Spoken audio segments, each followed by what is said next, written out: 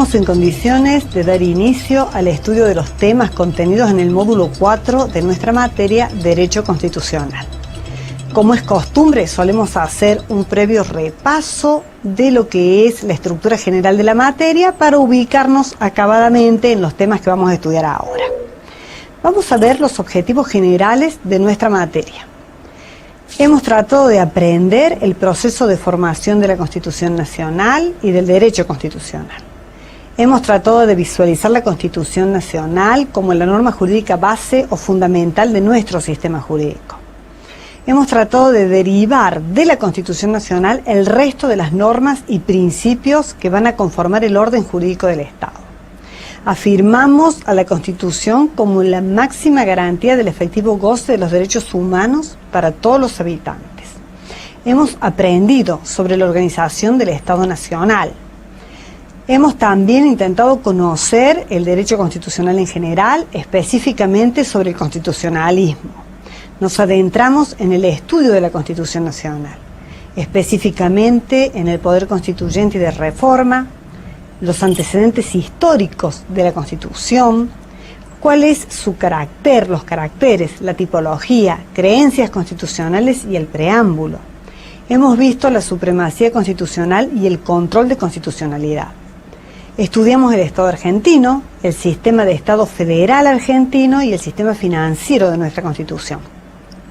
Vimos también las declaraciones, derechos y garantías, específicamente los derechos constitucionales, las garantías de la libertad, las limitaciones a los derechos y garantías, el gobierno argentino, el régimen representativo y republicano, la división de poderes o funciones en la Constitución.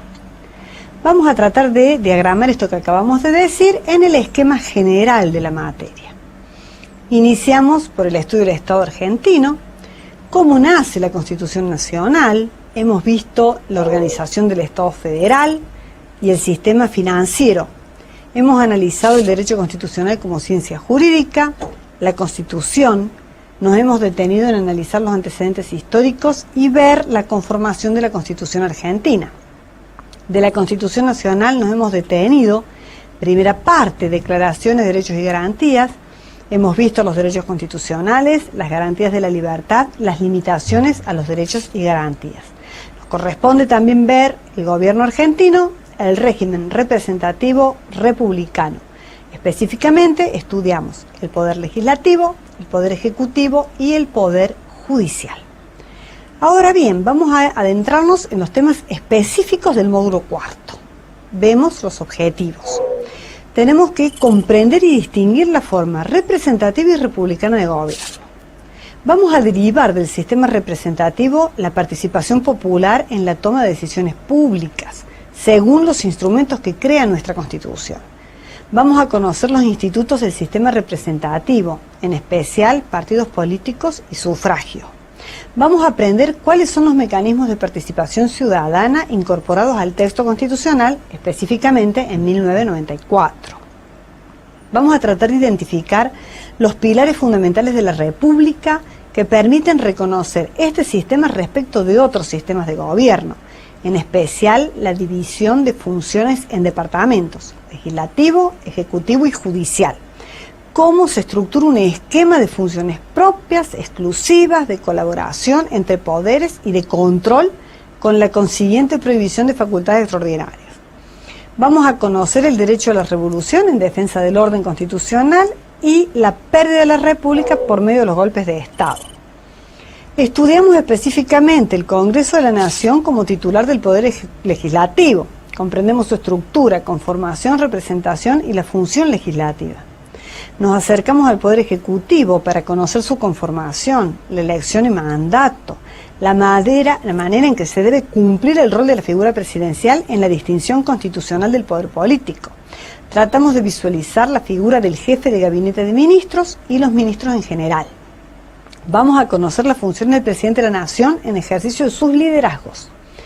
Vamos a comprender la constitución y funcionamiento del Poder Judicial como un poder de naturaleza diferente a los dos anteriores. Resaltamos su rol como custodio de la Constitución por medio del control de constitucionalidad de las leyes y actos. nos adentramos en el conocimiento de los órganos de control incorporados recientemente. Bueno, vamos a ir desarrollando en partes todos estos objetivos que nos hemos propuesto aprender a lo largo de este módulo. En la segunda parte de la Constitución, la parte orgánica, específicamente se ha tratado cómo está formado el Estado argentino, cómo se conforma el gobierno argentino. Hemos visto en el módulo 2 la forma de Estado como Estado federal. Distribuimos el poder en el territorio. Ahora vamos a estudiar cómo se conforma la forma del gobierno que ha elegido nuestra Constitución para nuestro Estado nacional. Vamos a ver, según lo dispone el artículo 1, que la nación argentina adopta para su gobierno la forma representativa, republicana y federal. Vamos a ver cómo de ella se deriva la existencia de tres poderes, la división del poder o división de funciones, legislativo, ejecutivo, judicial, y vamos a ver también los organismos de control. Este es, en síntesis, el esquema general de este módulo. ¿De qué hablamos cuando hablamos de formas de gobierno? Hay una cantidad de clasificaciones, no solo de autores de derecho constitucional, sino también específicamente de autores de ciencia política. Si nos remontamos a la antigüedad, vamos a ver cómo Aristóteles acertó con una gran clasificación de las formas de gobierno. Él dijo que las formas puras eran tres: monarquía, aristocracia y democracia. Dependían de cuántas personas ejercen el poder y cuál es el fin perseguido. ¿Qué decía Aristóteles? La monarquía es el gobierno de uno solo para el bien común. La aristocracia es de un grupo, de una élite, también con la misma finalidad, al igual que la democracia tiene como objetivo la prosecución del bien común, pero ya es el gobierno del pueblo, de la generalidad. Aristóteles también decía que cuando ese fin del bien común, digamos, se trocaba, se transformaba en una persecución de un interés de personal o de un grupo, de una élite, estas formas puras degeneran en formas impuras. La monarquía degenera en tiranía, la aristocracia en oligarquía y la democracia en demagogia. Fíjense ustedes los años y años que tiene esta clasificación y sin embargo podemos tomarla como una clasificación vigente. Maurice Duverger, por citar otro autor de los tantos que hay, habló de democracias clásicas, democracias contemporáneas y del régimen autoritario paternalista. Él describió de alguna manera las formas de gobierno que hubo en su época. Las democracias clásicas dice que pueden ser parlamentarias o republicanas. Las dictaduras contemporáneas, que había muchas, sobre todo en la década del 40, del 50, eran de derecha o de izquierda, pleno auge del comunismo. Y el régimen autoritario paternalista lo vio en el fascismo, por ejemplo, y en el falangismo, en Portugal, en España. En la actualidad podemos coincidir en una buena clasificación, no la única, pero una buena para tener en cuenta. Podemos clasificar el presidencialismo, el parlamentarismo y el semipresidencialismo como las formas, digamos, más generalizadas. El presidencialismo es una forma de gobierno que tiende a centralizar funciones fundamentalmente en una persona, que es el presidente de la nación. Se lo toma como jefe de Estado y como jefe de gobierno. En el parlamentarismo, puede ser el parlamentarismo de origen monárquico, hay monarquías parlamentarias, por ejemplo, Inglaterra, hay otras, Holanda, por ejemplo, tienen un rey, España, pero este rey va a tener una figura, digamos, como jefe de Estado. No tiene atribuciones de gobierno, sino que el gobierno va a estar centrado en el Parlamento, que va a formar gobierno a través de, fundamentalmente, un llamado presidente o un primer ministro o un canciller. También hay parlamentarismos que no son de origen monárquico, sino parlamentarismos puros, donde se forma el Parlamento y del Parlamento se forma el gobierno, a través de un primer ministro, un presidente o un canciller. El semipresidencialismo, si bien conserva la figura presidencial, intenta darle una mayor participación al Congreso, que puede, por ejemplo, propiciar votos de censura respecto de alguno de los ministros. ¿Cuál es nuestro sistema? Fíjense ustedes que la Constitución, artículo 1, dice la nación argentina adopta para su gobierno, como ya lo repetimos, la forma representativa, republicana y federal, según lo establece la presente Constitución. Si queremos saber cómo es representativo nuestro sistema y cómo es republicano, tenemos que ir al artículo de la Constitución y ahí ir desgranando cuál es el esquema de estos dos sistemas, el representativo y el republicano. ¿Cuáles son los artículos más trascendentes a la hora de ver esto? El artículo 1, el 5, que habla del sistema federal, el 22, que habla del sistema representativo, lo vamos a desarrollar, 44, fundamentalmente la formación del Congreso, 87, la creación del presidente, el Poder Ejecutivo, y el 108, la creación del Poder Judicial. Entonces, el gobierno argentino se centra en la formación del régimen representativo. Cuando hablamos de régimen representativo, estamos hablando de una democracia indirecta. La democracia directa nos remite a la antigüedad, a, digamos, la posibilidad de la Grecia antigua, de la polis, de la ciudad-estado, donde los hombres libres debatían y tomaban resoluciones sobre las cuestiones de gobierno. Por supuesto que en la actualidad la extensión territorial, la complejidad y la población, la complejidad de los asuntos de gobierno hacen imposible el ejercicio de la democracia directa. Sí o sí nos hace falta ir hacia una democracia indirecta. Hablamos de democracia indirecta cuando el pueblo, en ejercicio de su poder soberano, va a participar de la elección de sus representantes. Hay una serie de teorías sobre esta representación. ¿Cuál es el vínculo entre el elector y el mandatario?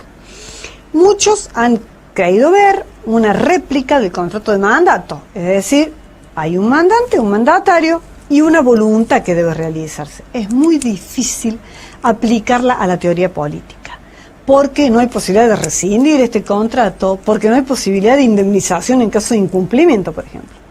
Muchos autores han dicho que es una suerte de una ficción jurídica pensar que hay un vínculo entre la persona que elige, el votante, el sufragante y el representante. En verdad, es un vínculo que tiene que ver con la ficción política porque no estamos en condiciones, quienes elegimos, de reclamar de manera directa a nuestro representante que actúe de una forma determinada o que tome tal o cual decisión y no otra. Por eso se habla en la actualidad de crisis de la representación, de la cual, por supuesto, nuestro país también es tributario. Hemos visto situaciones donde hemos votado, por medio del sufragio, diputados de un partido político y una vez que son electos pasan a conformar parte de otro partido político, ¿no? Esto, por ejemplo, como ejemplo lo cito, se dio en llamar borocotización de la política en la República Argentina por un diputado que fue electo y ni bien asumió, se pasó, digamos, a las fuentes de otro partido político, a las filas de otro partido político. Bien, este régimen representativo, como lo caracteriza nuestra Constitución, arranca del artículo 1, que ya lo hemos dicho, no es necesario que lo podamos repetir. En el artículo 14 se habla de los derechos de petición, de asociación, de reunión, de peticionar a las autoridades. Lo vamos a hacer por medio de este sistema.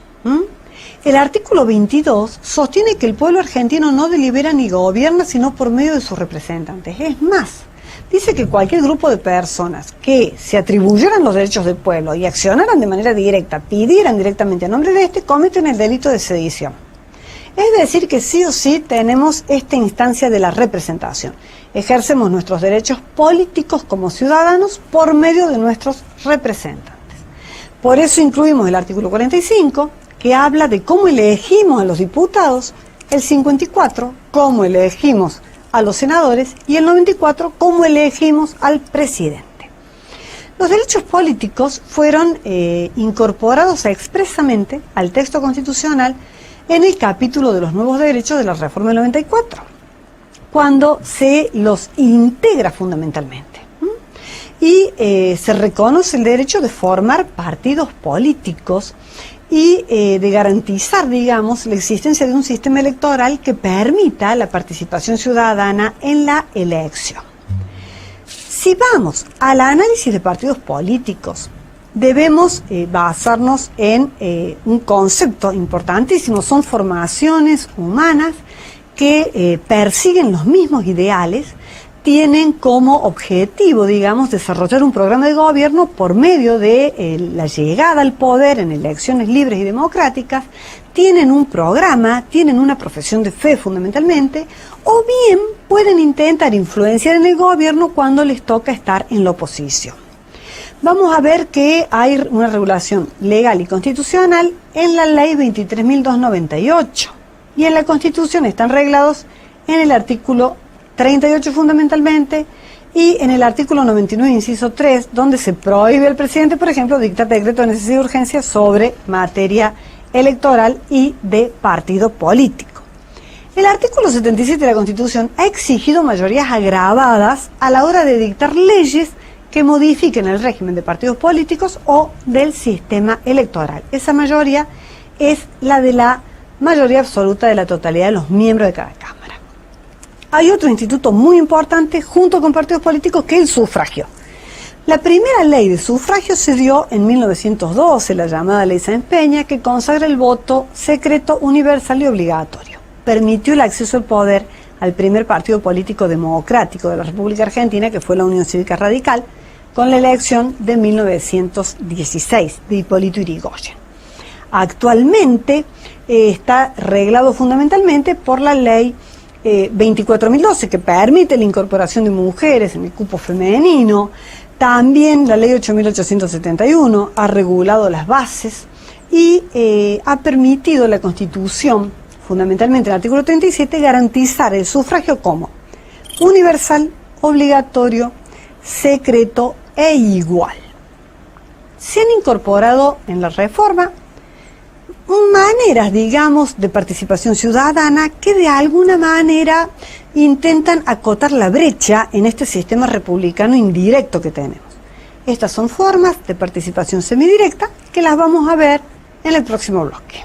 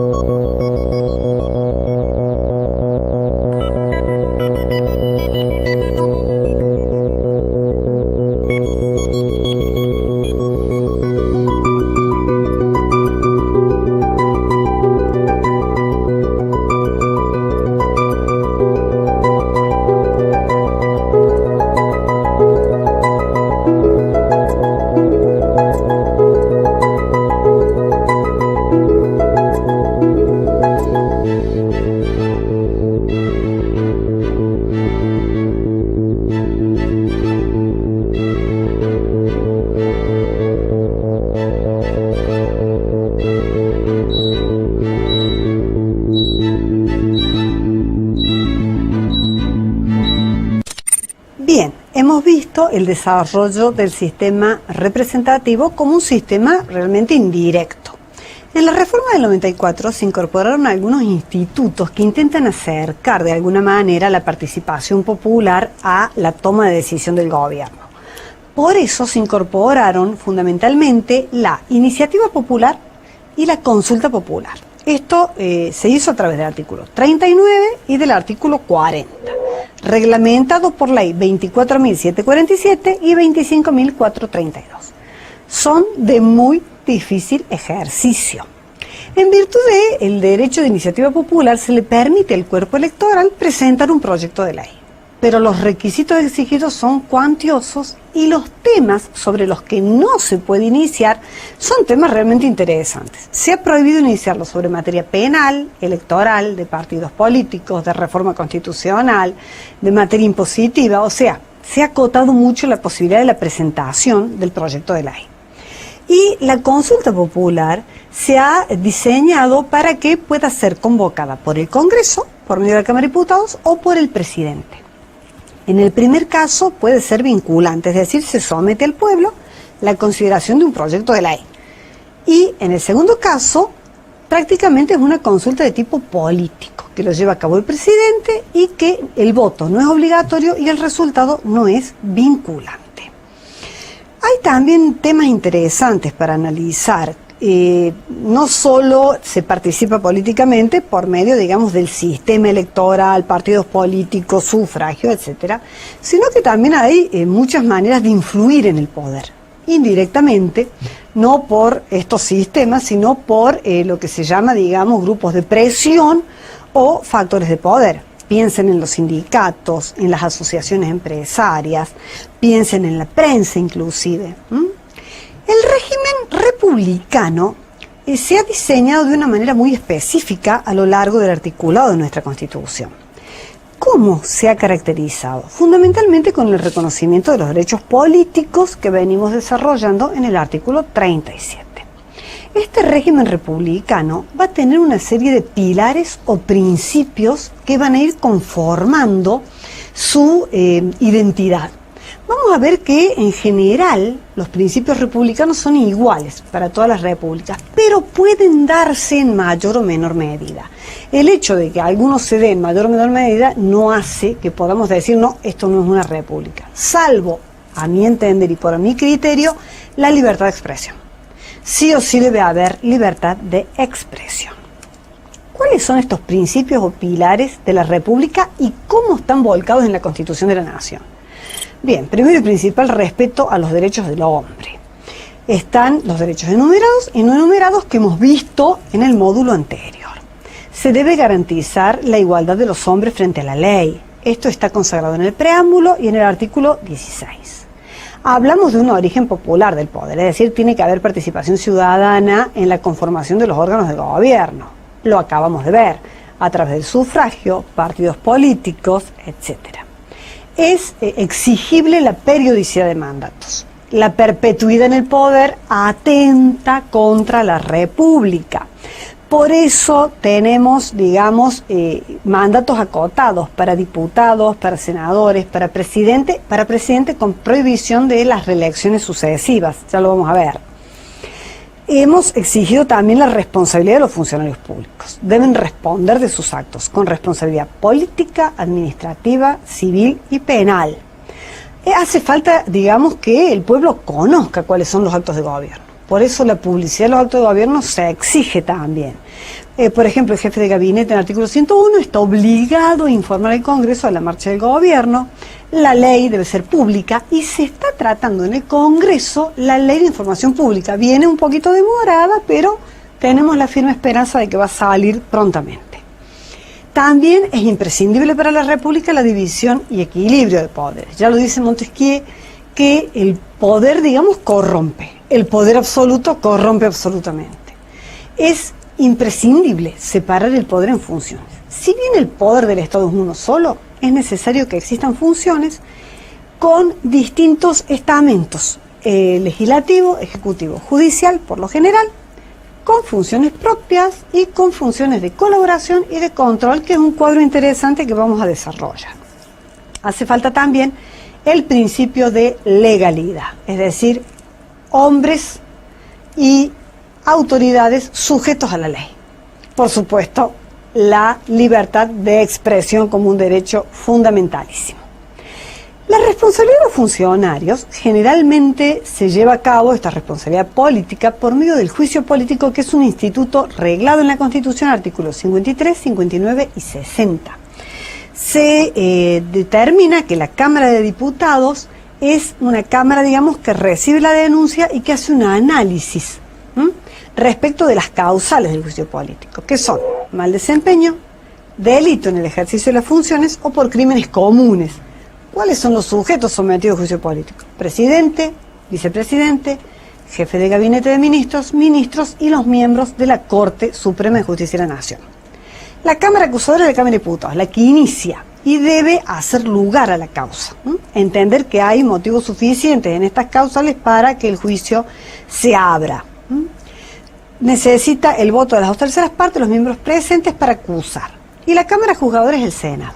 También necesita la misma cantidad de votos para destituir, porque el efecto del juicio político es quitar los fueros, destituir al funcionario sometido al juicio político. También podrá, en su caso, inhabilitarlo para el ejercicio de cargos públicos. ¿Cómo está funcionando la división y equilibrio de poderes en la Constitución? Hay una función legislativa, una función ejecutiva, una función jurisdiccional y una función administrativa. Vamos a ver en cabeza